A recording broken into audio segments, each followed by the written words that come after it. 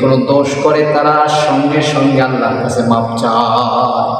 মুমিন লোকেরা কখনো অপরাধ করলে তারা গোপন রাখতে চায় না, অপরাধ করলে তারা সঙ্গে সঙ্গে মহান মালিক রব্বে করিমের দরবারে তারা মাথা নত হয়ে যায়, তারা সেজদায় নত হয়ে যায়।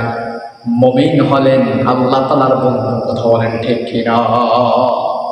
এজন্য মুমিন হতে হবে। যদি মুমিন হও, আর মুমিন যখন কোনো গুনাহ করে তাওবা করে, যখন কোনো গুনাহ করে তার দ্বারা যদি কোনো গুনাহ হয়, সেই মুমিন লোক সঙ্গে সঙ্গে আল্লাহর কাছে তাওবা করে, আল্লাহর কাছে তাওয়াক্কুল হয়। আর আল্লাহ পাক বললেন, যখন কোনো মুমিন বান্দা আমার কাছে চোখের পানি এক ফোঁটা পরিমাণ বাইর হইয়া যায়, পানি চোখের ফোঁটা পানি অল্প একটু আসার সঙ্গে সঙ্গে আল্লাহ পাক তার জিন্দিগির সমস্ত গুনাহ খাতা মাফ করে দেয়।